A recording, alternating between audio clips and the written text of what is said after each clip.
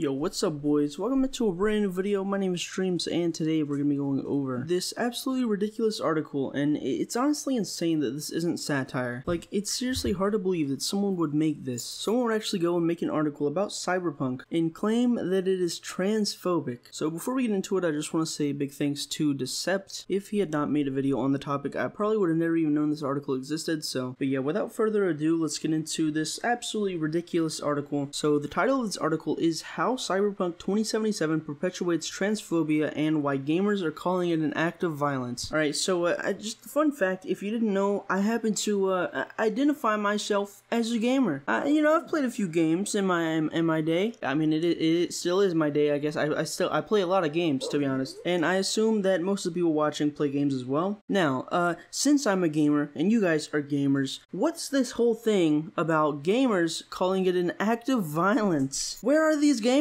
I don't see any gamers saying that Cyberpunk 2077 is an act of violence. Like, last time I checked, there's no cybernetic cyborgs jumping out the screen and kicking my ass every time I open up Cyberpunk. I'm not sure if this qualifies as an act of violence. You see, who wrote this article? Mr. Anthony hold on. Mr. Anthony Gramuglier. The only act of violence I see is that Anthony Graham ugly ass sweater. Why does it look like your sweater's made of chainmail? You have chains going up the sides beside your arms. I mean, I'm not trying to be mean, but the guy looks like he's about to launch a whole ass crusade. So in the article it says, according to critics, Cyberpunk 2077 not only fails its trans audience, but seemingly goes out of its way to perpetuate negative stereotypes. However, while this is already problematic, what makes the controversy surrounding Cyberpunk even worse is the response the critics of the game have received. Several trans critics have been harassed and mistreated online, creating an atmosphere of violence towards the trans community. Okay, I'm just gonna say this.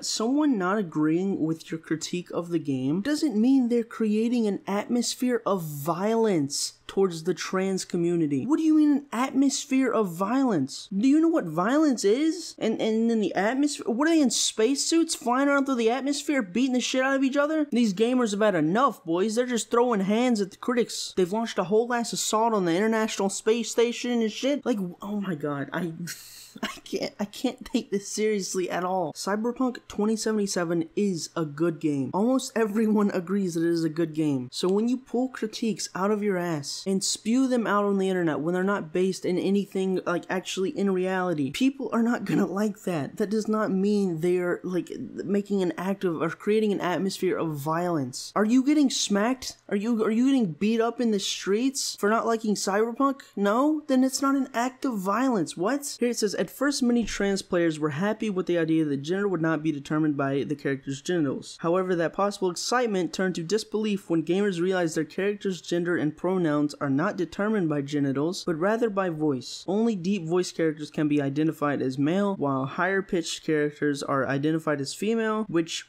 purports the harmful idea that people's genders can be identified by certain traits. The harmful idea that if you are a man or a woman, that can be identified by certain traits? If it can't be identified by traits, then how do you even know if you feel like you're a man or a woman? Like, if I say that I feel like I'm a woman or I feel like I'm a man, if those aren't identified by any, like, actual traits, what does that even mean? What is feeling like a man or feeling like a woman? How are these harmful things by identifying a gender with actual traits that go along with it? Or at least, like, some basis to understanding it. If there are no traits, there's no description of what a gender even is. Of what someone who identifies as a man or a woman is. What does that mean? What's the difference in any of it? If there's no traits, like, that makes no sense. I don't get this. How are they offended over this, dude? Here it says, however, several trans bodies appear on posters throughout Night City. There are femme characters with bulging, highly transparent blank, objectified for amusement. In her review, Polygon critic Carolyn Petit,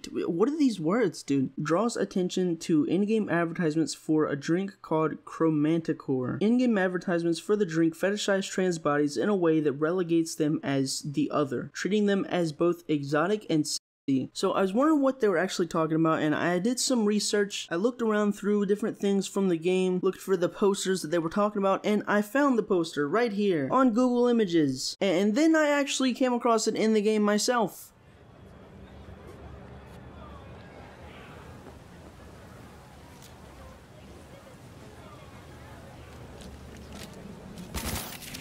And then I came across it again.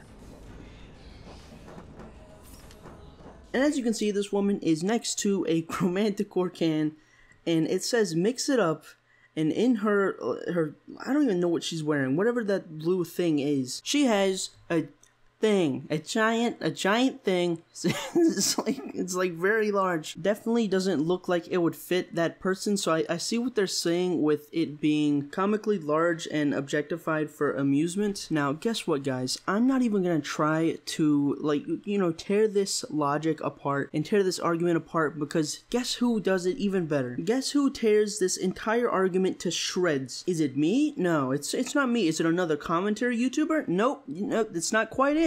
Guess who? The person that wrote it himself. Next up in the article, it says, obviously Cyberpunk 2077 presents a dystopian society rather than an aspirational one. So it presents a society that is the opposite of a utopia. It's a crappy society where everything's backwards. The city's run by criminals. Literally everything is objectified in Night City in the game. That's what the city is based on. It's based on like gritty stuff. It's not family friendly. It's nasty. Things are being objectified, things are being treated bad. Criminals run the city, dude. People are being murdered in the streets. So you literally just admitted that this isn't like something to go for. This isn't like an aspirational society. This is a very backwards society. Obviously one that isn't rooted in reality. So how do you go about making this entire article saying it's an act of violence and then dismantling your entire argument right then and there? I can't wrap my head around this, dude. I don't understand it. Like, if you're seriously offended by this, I don't know, maybe you like turn off the game. Like, there's one thing with someone like calling you a freaking loser in like Call of Duty game chat, and you're like, oh, I'm being bullied, this is rude. Or maybe when people say that they're gonna make passionate love to your mom over Modern Warfare 2 game chat and they're gonna make you watch, maybe that's an act of violence, especially to your eyes. But seeing this poster in a single player game where there is no one, there's no other people, this is literally code on your PlayStation. If this is an act of violence, then what is like getting the shit kicked out of you? What is that? Is that murder? Is someone looking at you the wrong way a murder? If Cyberpunk having a poster that slightly objectifies something when literally all of the game is backwards society, it's a gritty, nasty city overwhelmed with crime. If this is an act of violence, then